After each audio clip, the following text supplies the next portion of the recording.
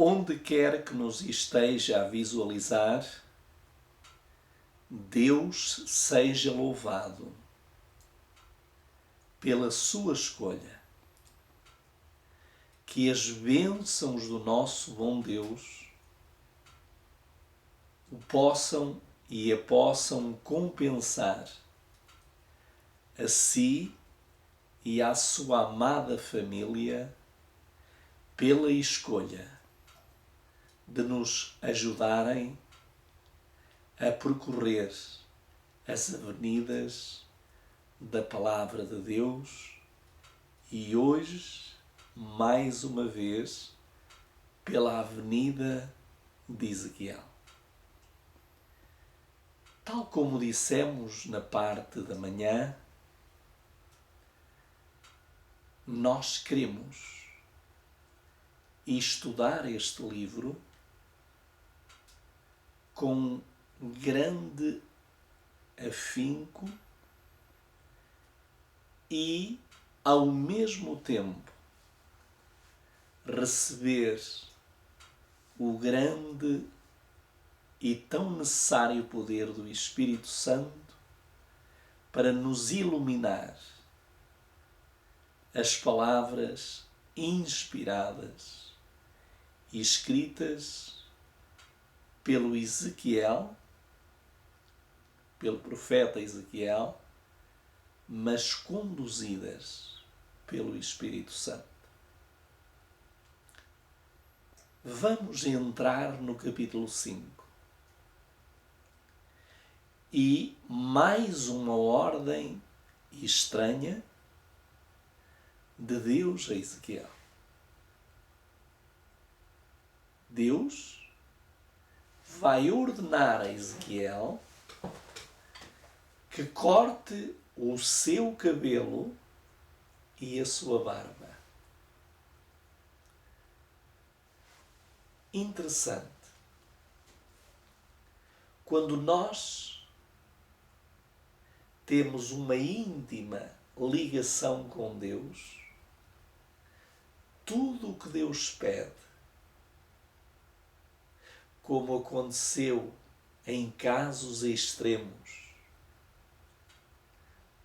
com Abraão, que pediu o seu único filho para lhe dar, para o sacrificar em holocausto, Abraão não lhe negou. Muitos homens foram convidados por Deus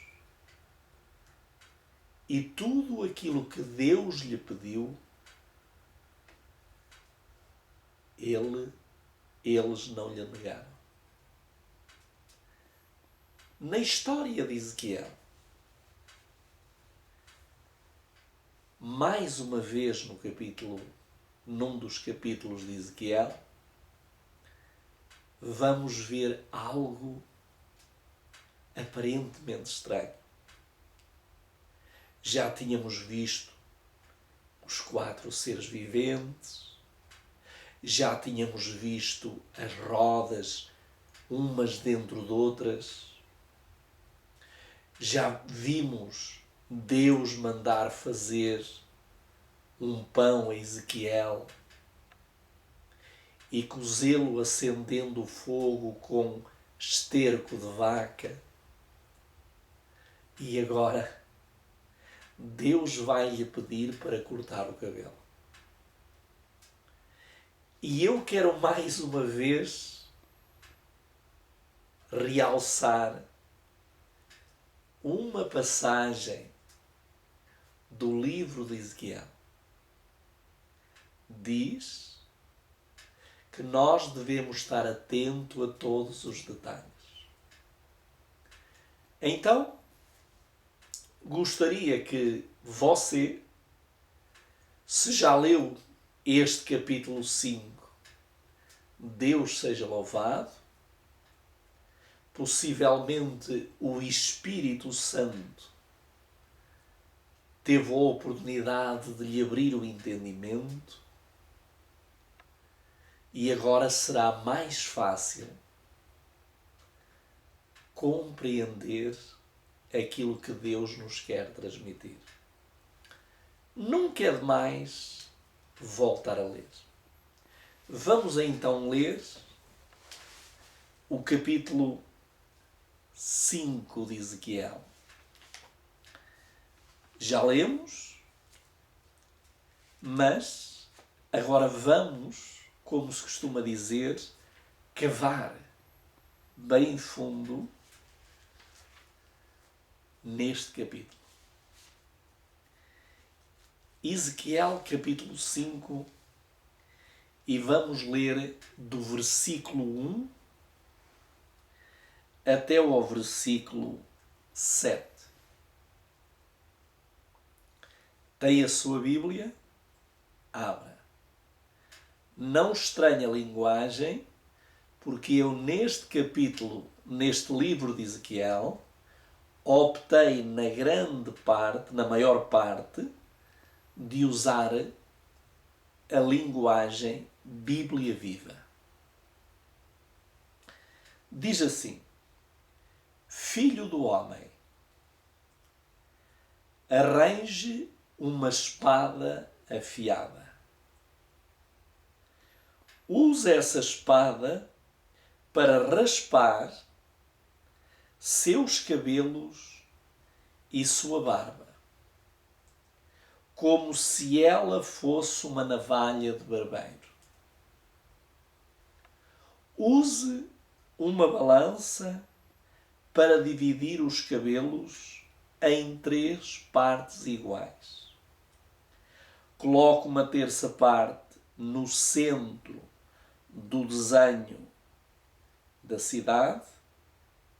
Quando terminar o cerco, queime esses cabelos.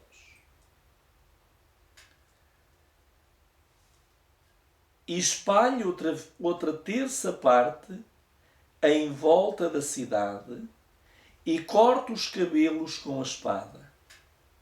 Finalmente, joga a última terça parte ao vento, porque eu perseguirei o meu povo com a espada. Guarda alguns fios da última terça parte. Prenda esses fios ao seu manto.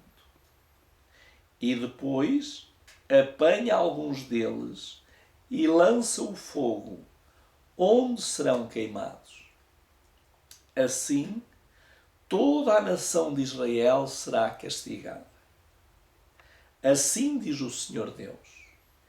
Isso mostra o que vai acontecer a Jerusalém, a cidade que eu coloquei entre muitos povos. Ela acabou se tornando mais pecadora e rebelde que as nações à sua volta.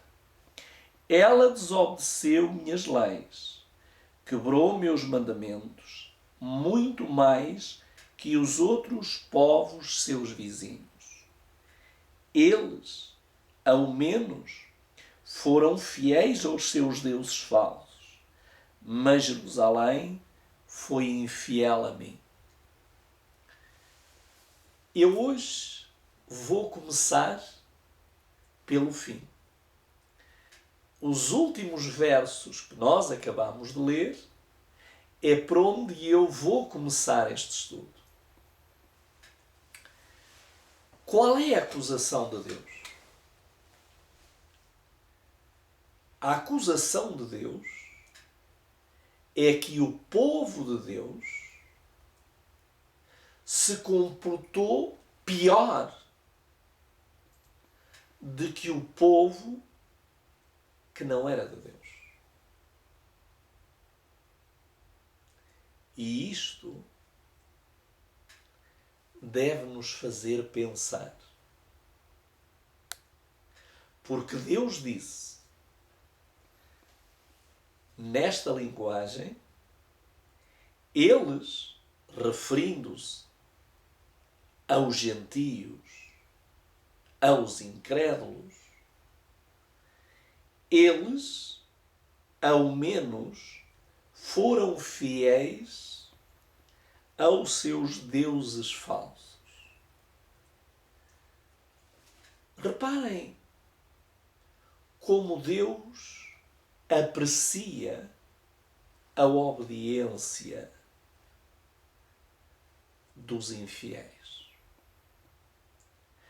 Porque neste texto, Deus, de certa forma, está a colocar numa posição mais exaltada os ditos inimigos de Deus, os povos que serviam a outros deuses, do que aquele povo que se dizia povo do Senhor. Meus queridos amigos, isto dá que pensar. Eu tenho visto nestes últimos anos uma degradação tão grande, uma apostasia tão grande naqueles que se dizem povo de Deus, pior que dentro daqueles povos que servem outros deuses. Porque Deus, o que está a ter aqui em conta é a falta de conhecimento deste povo. Há muito boa gente a fazer coisas erradas porque não conhece a Deus. E não conhece a Deus porque o verdadeiro povo de Deus, que devia ser luz no meio das trevas, tornou-se pior que as trevas. Eu tenho visto a lei de Deus ser violada dentro daquela que se diz Igreja de Deus. Eu tenho visto uma violação da santa lei de Deus dentro da igreja que diz que defende a lei de Deus sem precedentes. Hoje já se vê dentro das igrejas idolatria. Hoje já é aceitável dentro das igrejas fornicação e adultério. Hoje já é aceitado dentro das igrejas as Jezabéis do nosso tempo. E quando eu digo Jezabéis do nosso tempo, estou a falar de mulheres que deixaram os bons costumes de mulheres cristãs e que hoje fazem da maquiagem um ídolo que viola a lei de Deus. Vimos maneiras de vestir que envergonham até os gentios e os ímpios, que se dizem ímpios, lá fora. Por isso Deus disse acerca de Jerusalém que eles fizeram pior que as nações vizinhas, que adoravam deuses falsos. Aquilo que lhes era ensinado pelos líderes religiosos que adoravam aqueles deuses, o povo fazia, o povo seguia. Mas aquilo que Deus pede e que o povo que se diz povo de Deus sabe que não deve fazer, faz-se. No Brasil, está-se a preparar músicas de carnaval para passarem dentro daquela que se diz Igreja de Deus. E se formos a falar na música, ó Senhor misericórdia. Portanto, o que nós precisamos entender é que aquilo que está a acontecer com o povo de Deus leva Deus a sentir náuseas e está a ponto de vomitar aqueles que se dizem seu povo. Mas vamos então para os primeiros versos. Porquê que Deus, que diz que tem todos os cabelos da nossa cabeça contados, diz que nenhum cai sem o consentimento do nosso Deus? E como é que agora Deus vai pedir ao profeta que faça, como se diz na linguagem, uma caracada? Só que, como eu vos disse no vídeo anterior, Deus vai falar aqui em algumas coisas que nós precisamos reter. A primeira coisa que ele diz a Ezequiel: arranje uma espada. E eu gosto mais desta expressão espada do que navalha. Porque a espada, na Bíblia, tem que ver com justiça.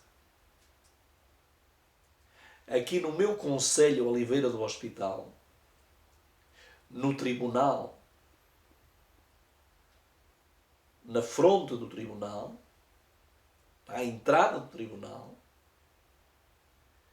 os dois símbolos que estão lá na parede é uma espada e uma balança. E foi exatamente isso que Deus pediu ao profeta. Uma espada bem afiada,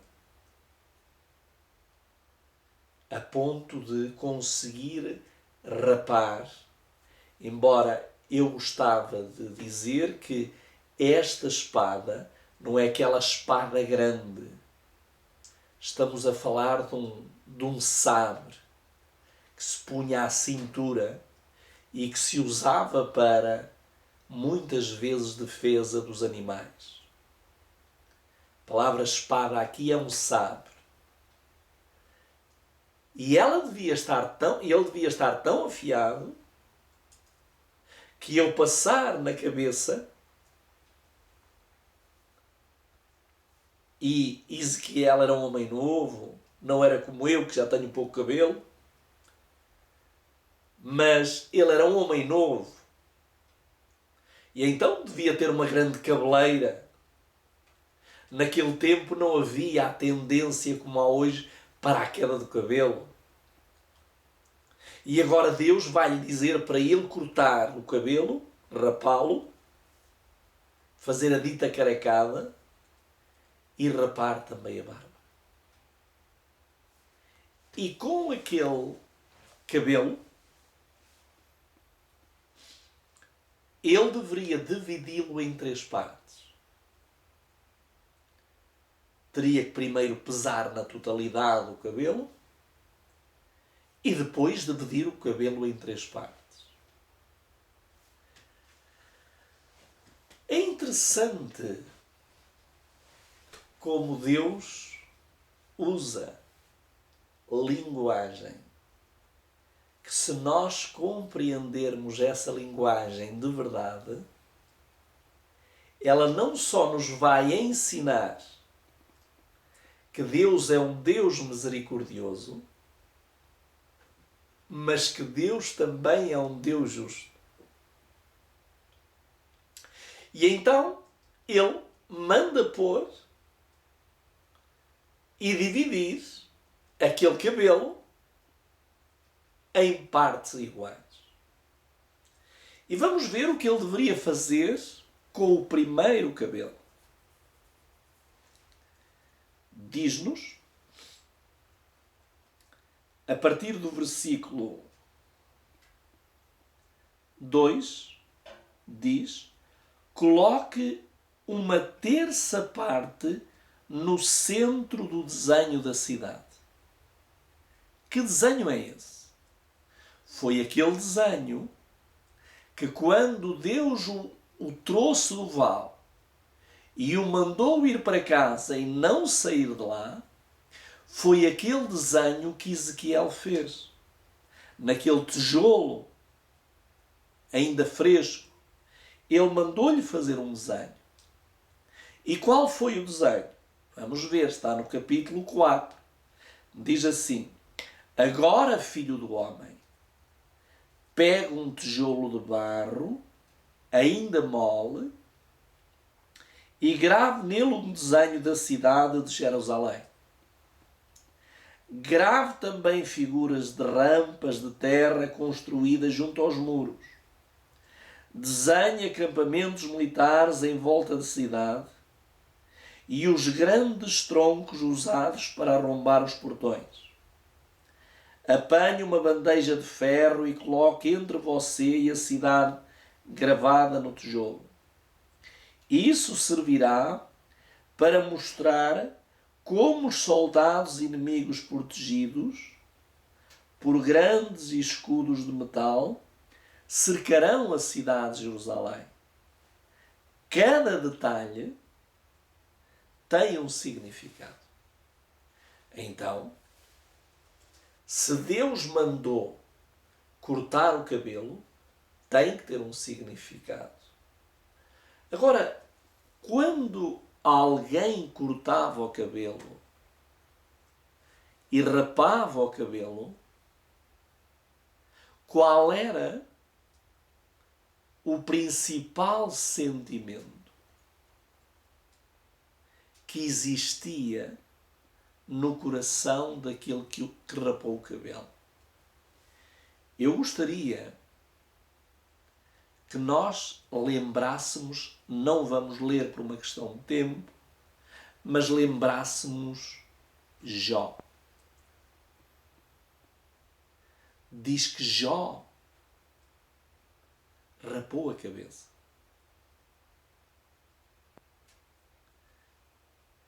Porquê? Em sinal de humilhação. Rapar o cabelo é um sinal de humilhação. Eu lembro-me, estávamos no ano 82, 1982, e eu estava no serviço militar nos comandos na Amadora.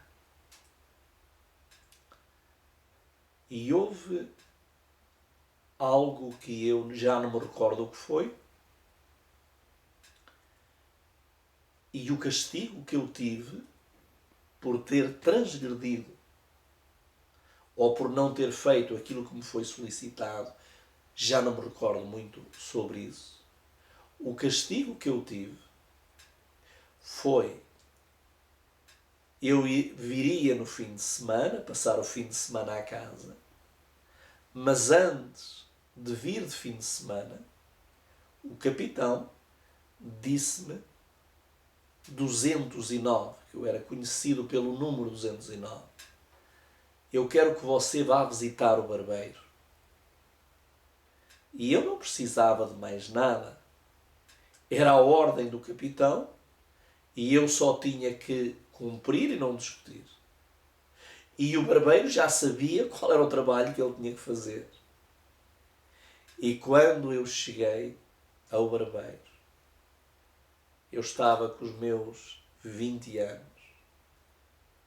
Vi a máquina deslizar sobre o meu cabelo e fazer na minha cabeça quase uma barba. E foi assim que eu vi passar o fim de semana com a minha mulher, e na altura tinha uma filha. Foi assim que eu vi passar o fim de semana. E quando eu passava na rua, eu tinha vergonha,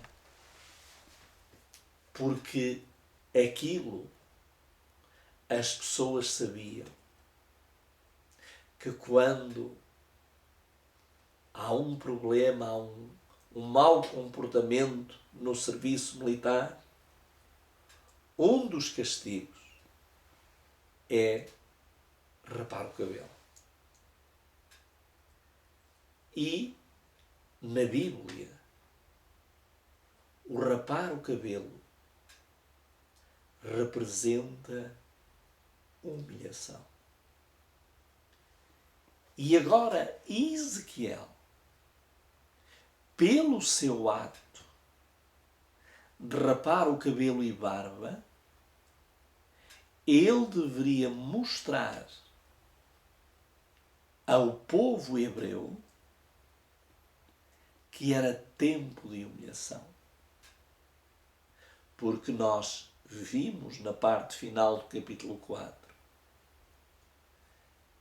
que Deus disse que viria fome, viria sede, e que Deus iria permitir que o peso, o fardo do pecado caísse sobre aquele que não se humilhava diante de Deus. Isto era um sinal para arrependimento. Queridos irmãos e amigos, vamos então entender porque Deus ordenou que ele dividisse o cabelo em 3 partes. E é curioso que esse cabelo, cada cabelo representava o povo de Deus. Cada cabelo representa você e eu.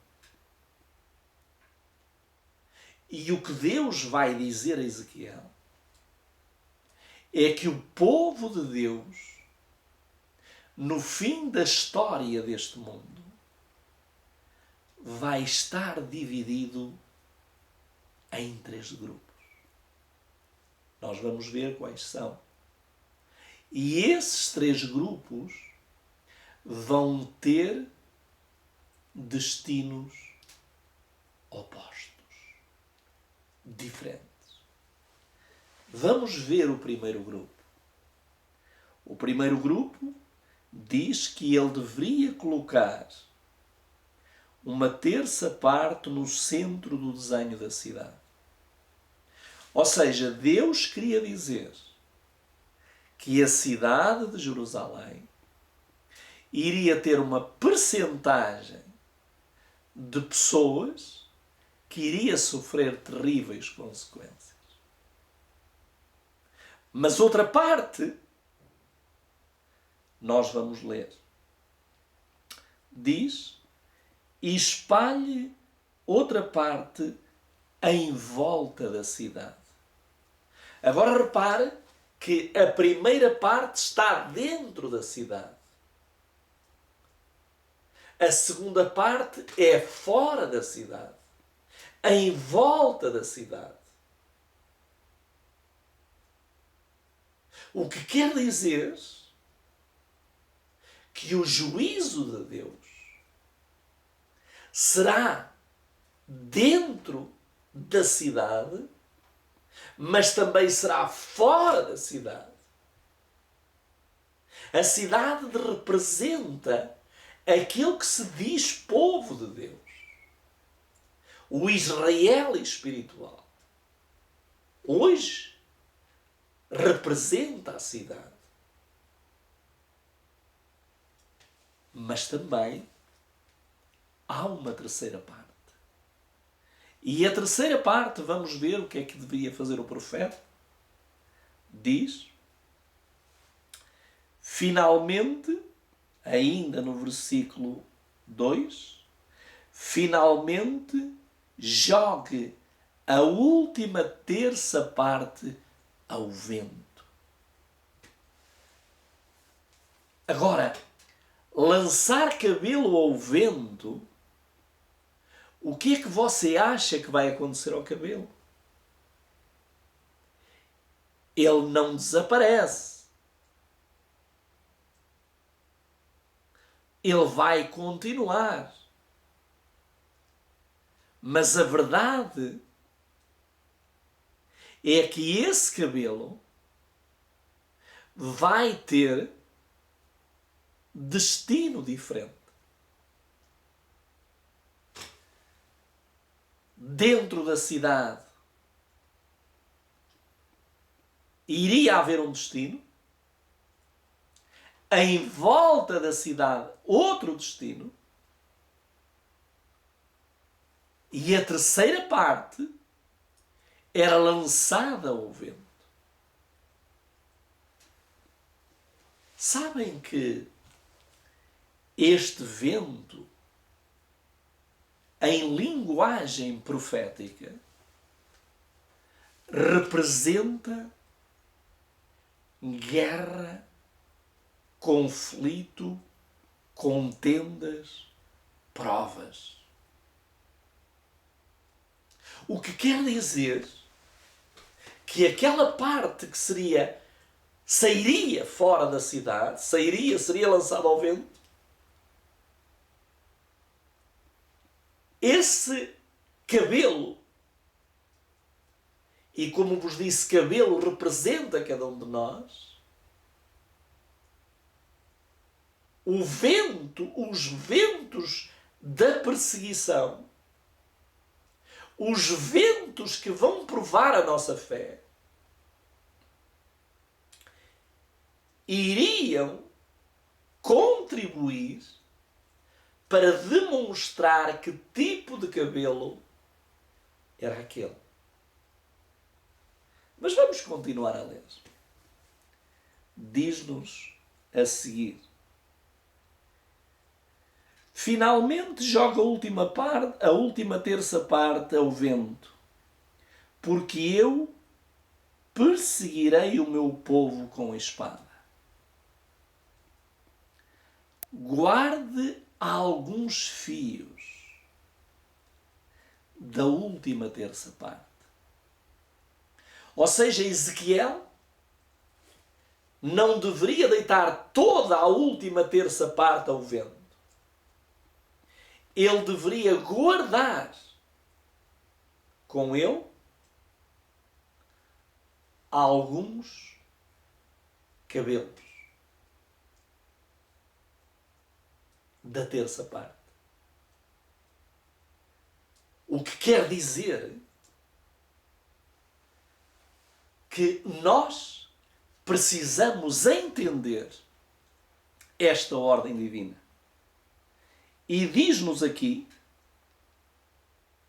depois apanha alguns deles e lança o fogo onde serão queimados. Assim toda a nação de Israel será castigada. Ou seja, todos nós,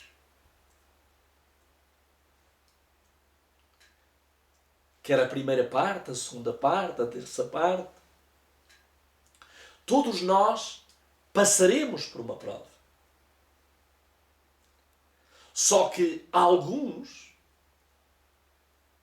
como nós iremos ver, alguns simplesmente nem se vai dar por eles. São cabelo que nem se vai notar na terra. Porque eles estão unidos aos outros cabelos, ao mundo, ao mundanismo, e não se vai conseguir discernir esses. Mas agora, eu gostaria de levar-vos para uma outra passagem de Ezequiel. E isto é muito importante. Estamos a falar das três partes do cabelo de Ezequiel e da barba. Vamos para o verso 12. Aliás, vamos ler o 11 e o 12. Diz assim: vocês podem ter absoluta certeza de uma coisa. Vocês transformaram o meu templo num lugar de vergonha. O lugar que era sagrado passou-se a fazer coisas dentro dele que envergonhavam a Deus. Deixe-me fazer-lhe uma pergunta. Hoje, nos templos modernos, não se estão a fazer coisas que envergonham a Deus e aos anjos?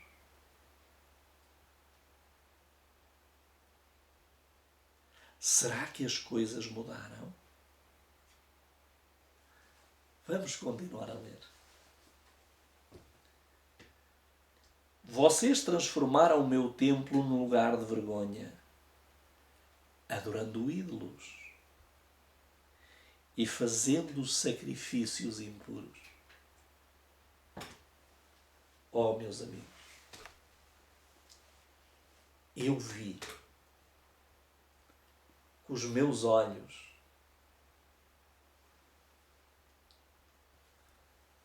durante esta época que dizem ser natalícia,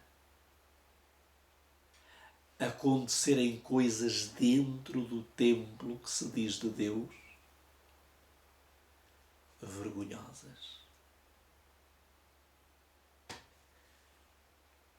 Eu vi presépios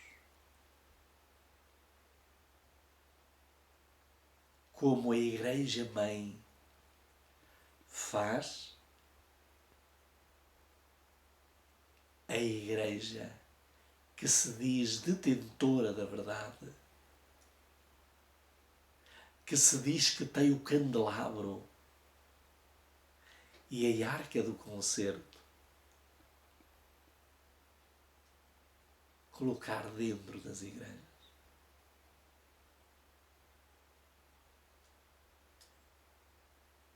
Tenho visto danças, dentro do templo sagrado.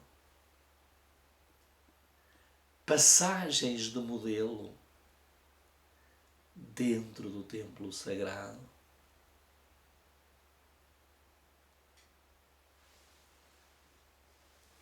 Vergonha. Por isso Deus disse que tinha mais admiração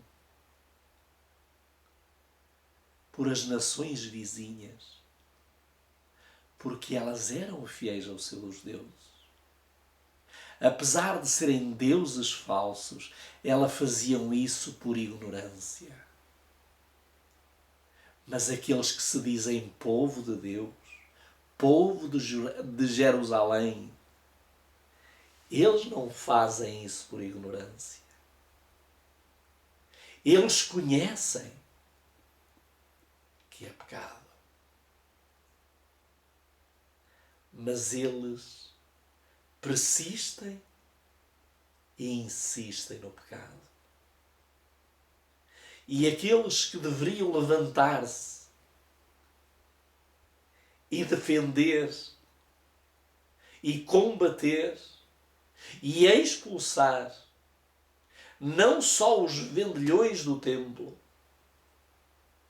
mas a idolatria, o adultério, a transgressão, a fornicação, em vez de expulsarem tudo isso do templo, ainda riem. E até têm a coragem de publicar nas redes sociais para mostrarem como a idolatria já é aceitável dentro daquele que se diz povo de Deus. E se alguém combate, então aí a coisa muda. Esse alguém só não é crucificado de uma forma física, mas é crucificado de uma forma espiritual. Mas vamos continuar a ler. Diz: vocês transformaram o meu templo num lugar de vergonha, adorando ídolos, fazendo sacrifícios impuros. Por isso serão castigados sem dó nem piedade. E sabe onde é que nós vamos ver este castigo? No capítulo 9 de Ezequiel. Onde Deus diz: mata tudo.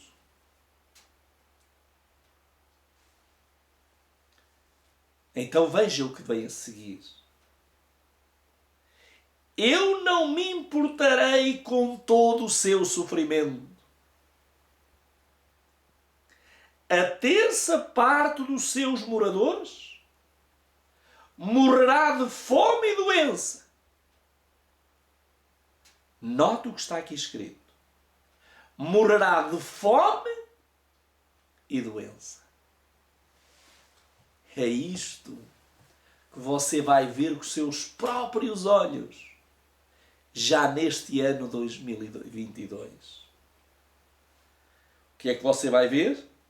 Fome e doença a matar os idólatras, os apóstatas, os adúlteros.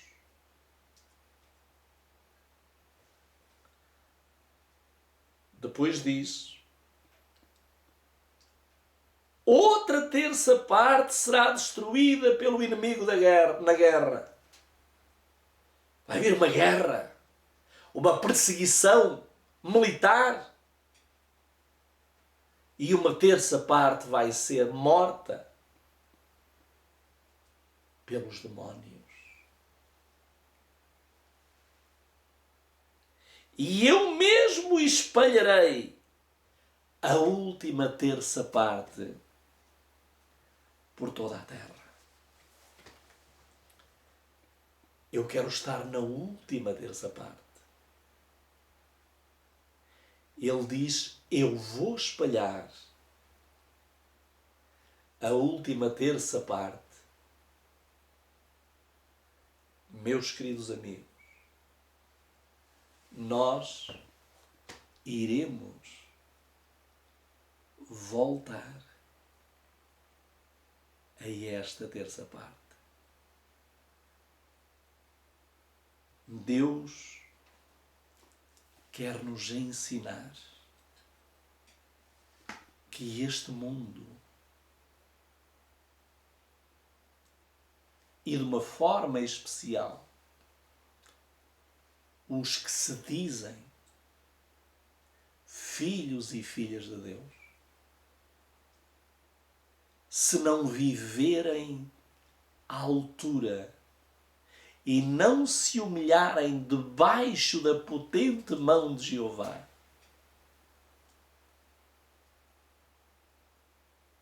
será trágico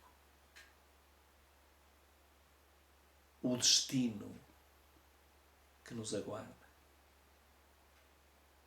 Nós iremos possivelmente continuar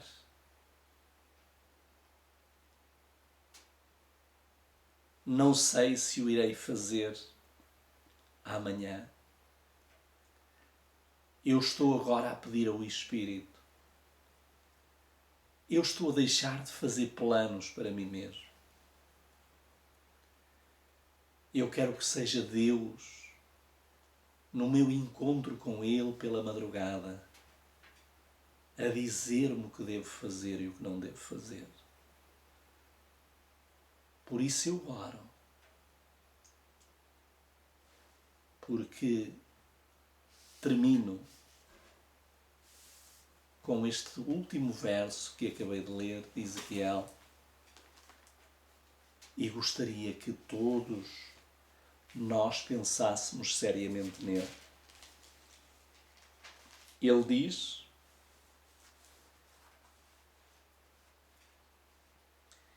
e eu mesmo, verso 12, e eu mesmo espalharei a última terça parte por toda a terra. Onde quer que estejam, serão perseguidos e mortos. Depois de tudo isso, a minha ira contra eles passará, o furor e a minha justiça se cumprirá.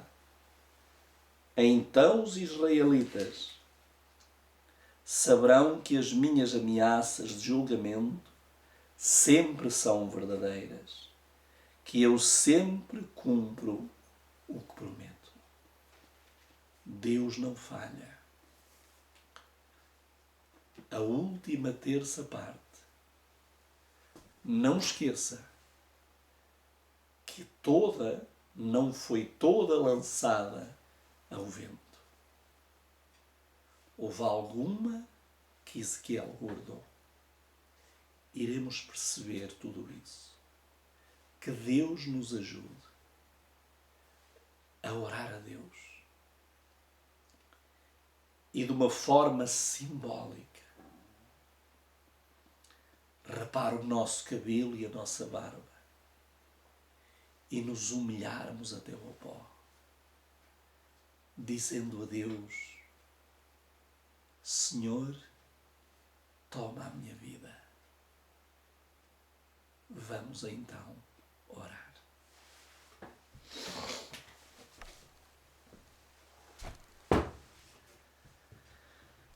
Senhor nosso Deus,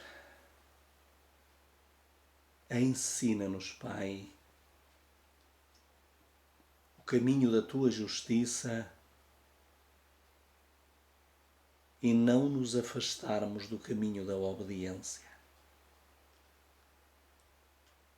Amorável Pai, humilha-nos, Senhor, debaixo da Tua potente mão,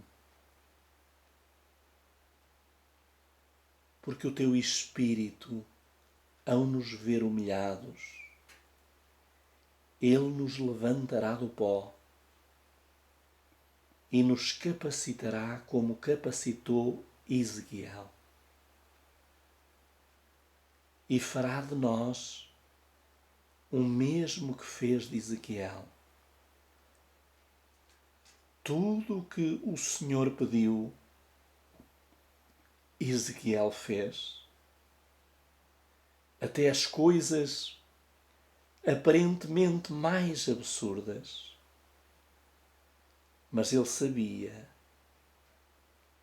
que tudo o que tu pedes tem razão de ser e é um ensino para as nossas vidas. Vem, pois, nos guardar nesta noite. Abençoa-nos, Pai. Dá-nos o Teu Espírito para nos acompanhar e guiar. Abençoa todos aqueles e aquelas que nos estão a visualizar e que nos irão visualizar a posterior. Ajuda-nos a sermos fiéis a Ti. Em nome de Jesus. Amém.